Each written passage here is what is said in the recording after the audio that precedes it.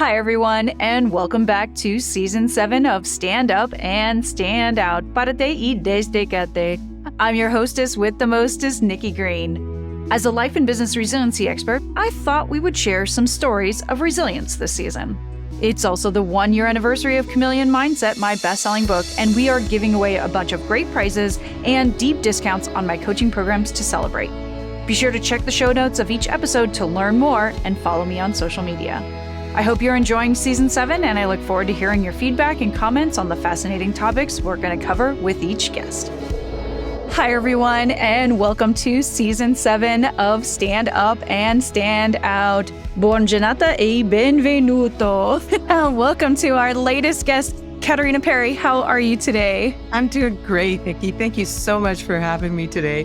I thought I'd mix it up a little. I usually do a little bit of a Spanish introduction, but since you come from Italy, I thought I would do my family justice and practice my Italian a little bit with you.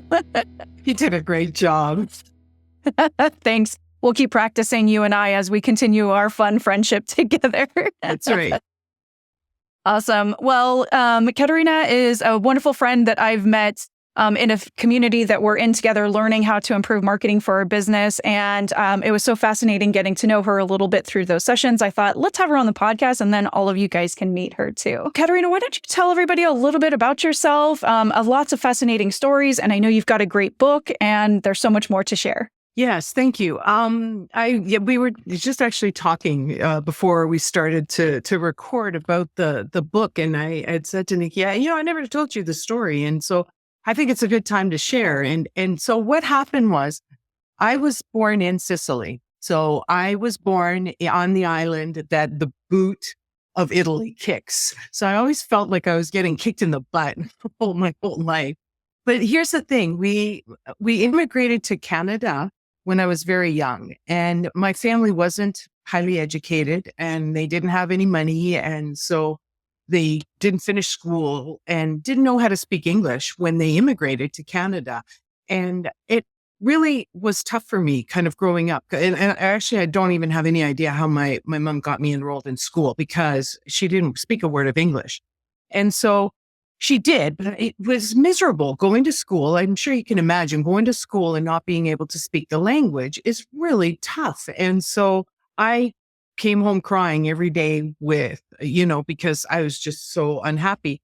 And my mom, she didn't know what to do, but she came up with this amazing idea of sending me to school with candy, because who does not like candy, right? So as long as I had candy in the playground, all the kids were my friends. And it didn't seem to matter that we couldn't speak the same language, because, everyone was friendly. The problem was that once the candy was gone, so were the friends. And so that's kind of started the process of the book. When I started to realize, I was going to be on my own to figure things out in life. And I think that's when I started to kind of really delve into that area of resiliency, which I think is fantastic, Nikki, that's the area that you work in. Because I think it's really important to kind of overcome some of those challenges that we face in life. So that's where the book comes from. Anyways, it's kind of a story of how I overcame a lot of the struggles that I encountered along the way, and the strategies that I used with the stuff that I learned along the way. And it was, I have to say, at the beginning, it was more therapy writing the book. And then I understood that a lot of people were doing the same thing. They were struggling with, facing adversity, facing challenges in their lives, and could relate to a lot of the story. So so people said, you got to write this stuff down. I said, okay, I'll write a book. So that's what happened. I love that. And that's actually similar to my story of how I wrote my first book, I Laugh in the Face of Danger. Is originally when I left my corporate job, I was a bit lost. I didn't really have a plan. I was just like, not this. and I sat down with my career coach and began journaling every day. And that journal became my memoir. And it was very cathartic. It was very difficult to write because I was reliving a lot of the traumas, but also remembering the important lessons and the things that it taught me, for where I am today. And I actually had a sort of a similar issue, but when I went to school, almost everyone around me spoke Spanish. And so I felt very isolated because I didn't. My grandparents, like I said, they spoke Italian at the house, but never really taught us. And I think had I just learned at least a little bit more Italian, I might have been able to be a bit more, included. But it began my love of languages at a very young age. And so made me want to better understand other cultures and better understand languages. And now I speak four languages. And it allows me to communicate better with lots of different people and better understand a small piece of their story. So I love that we have sort of these kind of parallel but separate paths. And that's probably why we resonated to meet each other.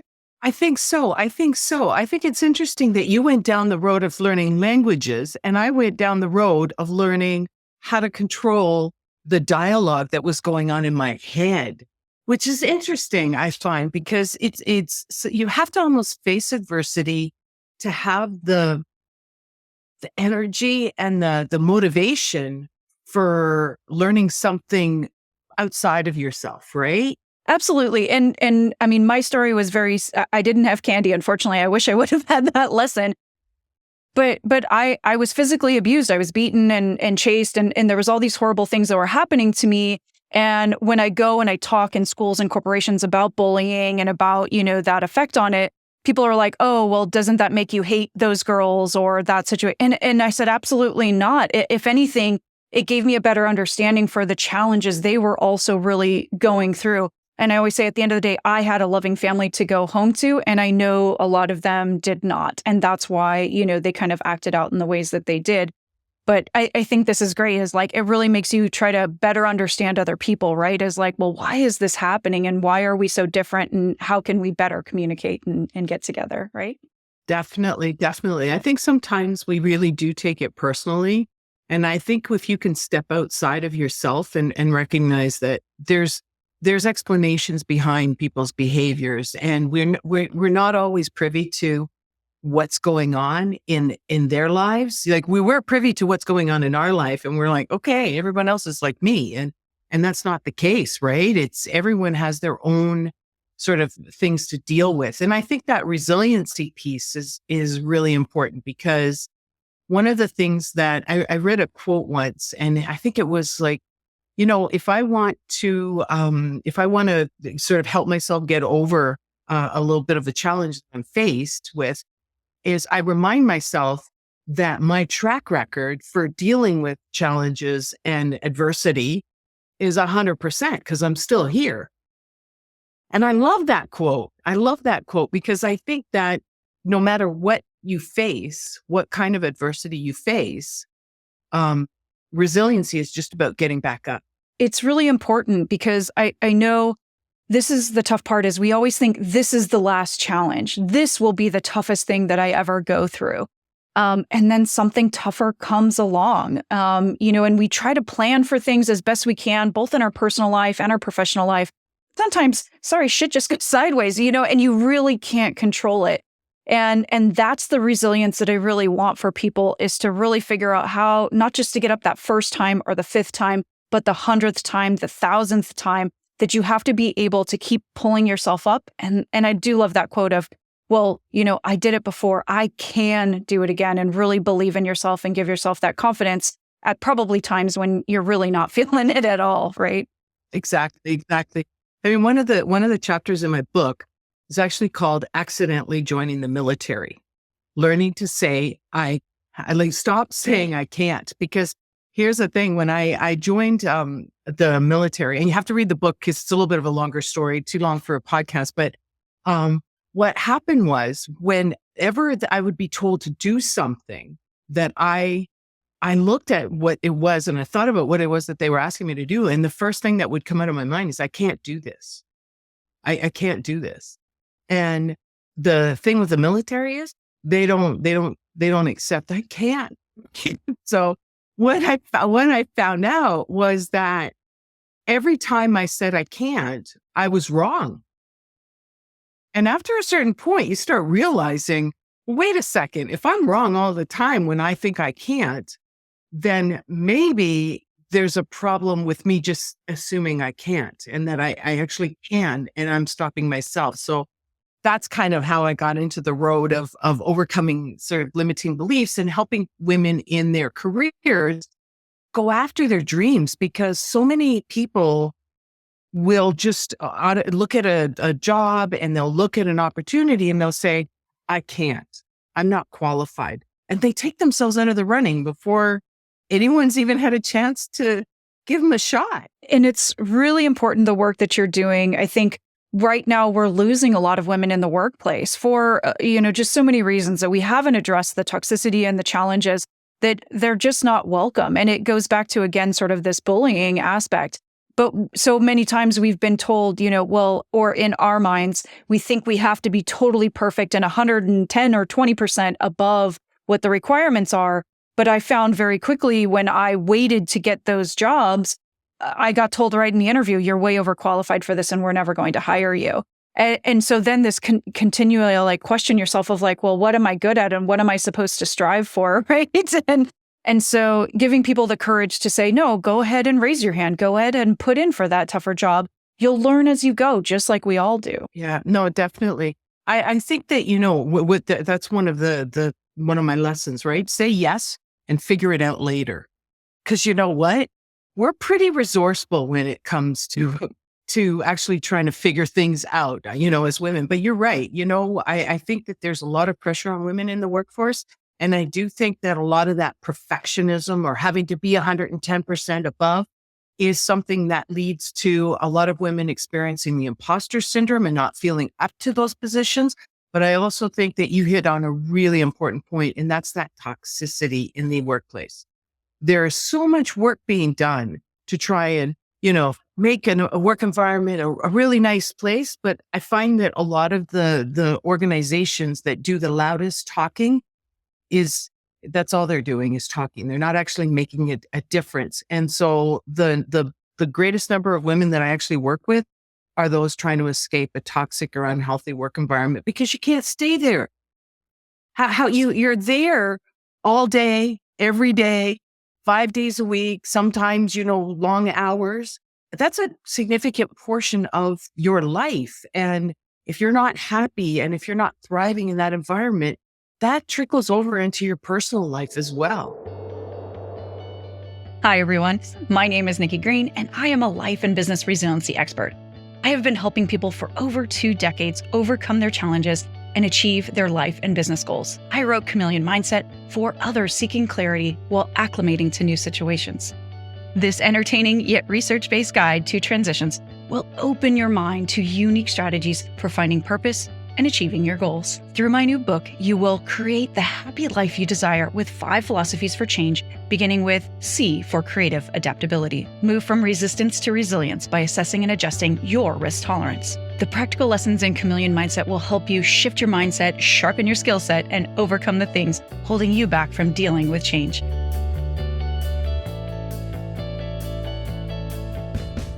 We'll have the new online course coming soon. There are half a dozen modules in total, but the way you choose to pursue your destiny, it's up to you.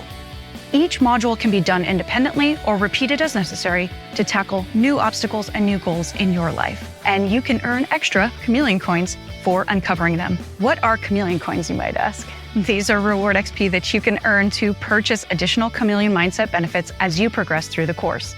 You can get swag, group coaching, one-on-one coaching, exclusive event tickets, and networking opportunities. And if you collect enough coins, you can even earn a full-day VIP intensive with me to work solely on your goals. And by joining the Chameleon crew, you will also gain access to my network of thousands of influential people around the world with expertise to help you on your business, your personal endeavors, health and fitness, and so much more. Reserve a copy today and click below to be added to our subscriber list. Absolutely. And there were so many times in my career, and I really always reflected that it was the people that made the difference. It wasn't the job. The work itself was never like, oh man, this is fulfilling me, on a spiritual level. It was like, okay, I come in and sometimes a cool challenge and work on projects. But it was the people. It was a good boss. It was good peers. It was having fun no matter how hard we were working. And if you don't have that environment at work and you don't have empathetic, people around you too, to just say, hey, I'm not having a good day. Can I just take a little bit of a pause? And I think leaders really need to start taking a pause and thinking about this, because I'm just hearing way too many people right now of there's the bullying to get them back into the office and threatening people that they're going to get laid off. And it's like, this is people's livelihood, guys. We have to do a better job and be better leaders. And I really hope that you, especially with the work that you're doing, can help bring more women back into the workplace to become those leaders that are more empathetic and that can really bring people together as a unit, right? Not even just for their own career, but the way that we lead is generally different. Oh, absolutely. And I think you're absolutely right in that, there's a lot of people being bullied to go back into like a face-to-face environment. And that's another thing.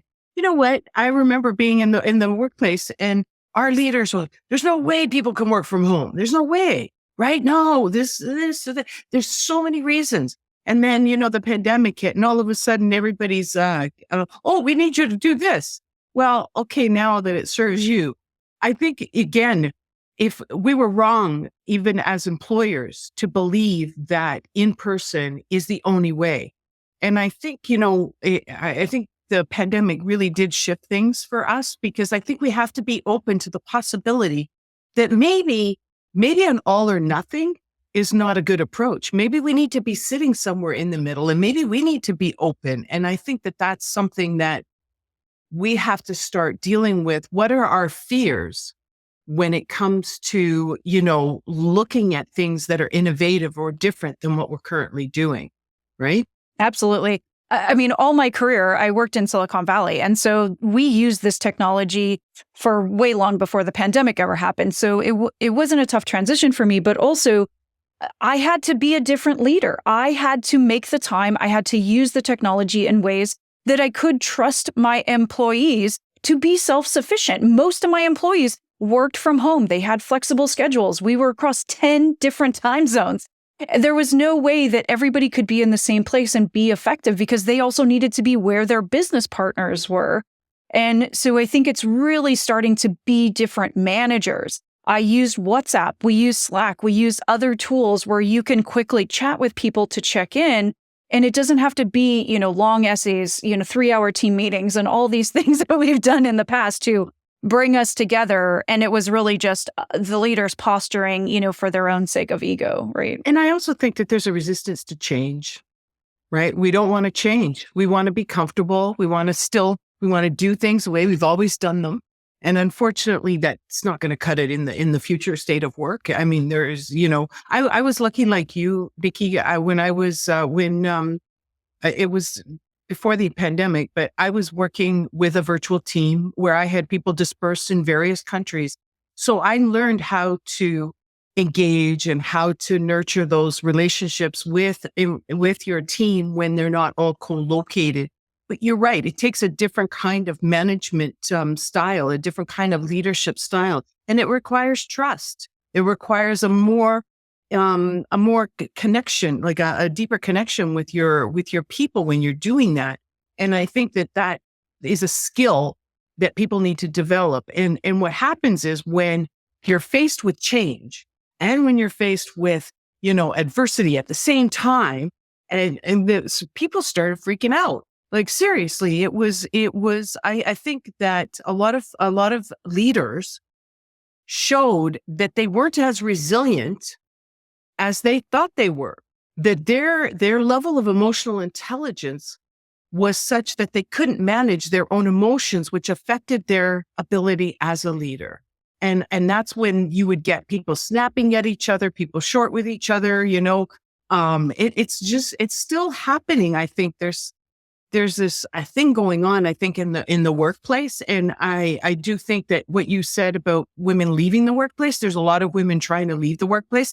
Unfortunately, not everyone is cut out to just leave the workplace and run their own business, right? Because that's a beast in and of itself. So I think there still is a number of women that really need some support, because the job market, even the way that their recruitment process is, it's flawed. It's not designed to hire the best person for the job. It's designed to hire the person who knows how to write a resume, the person who knows how to answer interview questions, the person who knows how to negotiate, right? The person who knows how to research the job. And it's great that you're helping so many women work through those things, because it is kind of swayed to be a certain type of person. And, a lot of the resume search it's all digital. It's not even a person looking through it. So there is it's like if you don't hit these exact 5 bars, you're not going to get there. And, despite being top of my class and doing all these other things, those things were not in the checkbox. So I struggle. I got jobs through networking, and I continually encourage people that are working on their careers to really go out and meet people at events, go to conferences in your field. And that's how you're going to get the right jobs. That's how you're going to know that's an environment you want to work in. You can talk to the other employees and see how they like it. And I applied for jobs. I made them up. I literally just made up and stepped into things that didn't exist a lot of times. And it's amazing how much you can actually do that. If you can go to a company and show them, here's an opportunity for you guys to really transform and bring your genius forward. You can, sky's the limit, honestly. No, and you're lucky though, Nikki, because you were able to bring your value to the table. What I find with most women is that they're so afraid of coming off as arrogant that they actually fail to come off as confident. And if an employer or a potential employer doesn't see that confidence in you, like if you're not projecting it, it's really hard for them to see it, to feel confident in you. And I think the networking is absolutely key. I also think, though, that if you combine the networking with a really good understanding of how to write a resume or how to self-market, then, oh my God, you're super, super powered for success. Because here's the thing. I know that a lot of people, when they go for a job and then they are unsuccessful, there's a lot of stuff that goes on in your head. It's happened to me, right? Oh, they knew exactly who they were going to hire. They had no intention of hiring me. They were just going through the process. They're like, there's all this nefarious stuff going on because that makes us feel better, right? It's not about us. But here's the thing. I competed for a position. All right. I did not have a university degree. Get that right on the table, because that was one of the things that a lot of people think stops them. I did not have a university degree. The competition was across Canada, so it was a national level competition, okay? I got selected as one of 5 candidates to be interviewed. All other candidates had more experience and better qualifications than I had. And the only reason that I got that job was because I knew the system better than they did. Because every one of them, if the system was a legitimate, well-run system, one of them should have ended up on top, not me. And I ended up on top. And I'm like, today, Nikki, there's still people that are asking and scratching their head going, how did she get that job? Right? So I know that it's possible to do if you know the system. And that's the issue, is a lot of people just don't know it. And who teaches it? Did you get taught? Right? Because even the schools, if the school's teaching this stuff, I remember my son coming home from school one day saying, "Hey, Mom, I'm so proud of myself. I learned how to do a resume. Here it is." And I said, "Oh my gosh, how about I work with it a little bit, huh?" And so I created a new one, and I said, I put both of them in front of him, and I said, "Which one would you pick if you were an employer and we're hiring?" He goes, "Well, this one, the one that you did." And so I was trying to get across to him why they were different. So the next year, right, he goes back to school. They're doing this exercise again. They're amping their skills up. And my son, because he is my son, he says to the teacher, "Well, I don't need to learn how to write a resume because my mom can do it for me." And she says, "Well, she does that response. Well, if your mom is so good at this, maybe your mom should come and teach the class." And he said, "When would you like her to come?" And he came home and he actually literally wanted me to go in and teach the class. And kudos to the teacher, because she let me come in and teach a class on how to write a resume. Because here's the thing, teachers are great. They will teach based on the curriculum that they're given. But the curriculum that they're given is usually put together by other teachers or professors who are not in the job market. So I think, that's one of the reasons why I'm doing this, is because honestly, it breaks my heart when I see somebody, especially, a really good, solid, experienced, skilled, professional woman not being given a chance for the wrong reasons. Oh my goodness. And it does really break my heart. And it is exactly that. And what I've been trying to go back into so many schools to try to help with is it's academics teaching academia. And that's not the real world. That's not how most of us get jobs and what people are looking for in a CV that's 5 pages long. They're looking for succinct facts, and it's very different. And so I really commend you and thanks for stepping up, because you didn't just help your son, you helped everybody else in that class get a leg up, and you're helping so many other women and people that are really trying to improve their careers and get to that next level. But it's time to sign off. I can't believe everything goes so quickly. I could talk to you forever. And I'm sure lots of people in our audience would love to talk to you and learn more about all that you do. So why don't you let them know where they can find you and learn more? Okay. Well, I have a business called Your Success Unlimited, because I do believe that everyone's success is unlimited. So you can visit my website at www.ysu.ca. If you go to the contact link, you can also book a virtual coffee with me, and I'd be happy to discuss any career challenges that you might be having. And you can also get me on LinkedIn and I think that's my profile on LinkedIn. You can see my background and you can connect with me there. Fantastic. Oh, this is so wonderful. And I've loved having you on. I'm so glad we're in the community together, and we'll continue to hang out and see what else is new going on with each other's business. Thank you guys for joining today. I hope you guys learned a little bit. We'll keep working on our Italian and see if we can get a little better for a future episode. Love to keep trying to work on our language skills to continue to connect with more people around the world. If you guys haven't done so, please subscribe, follow on whatever platform you happen to prefer, and we'll find you where all the cool kids hang out that do podcasts. Bye, everybody. Bye. Thanks. Mille grazie.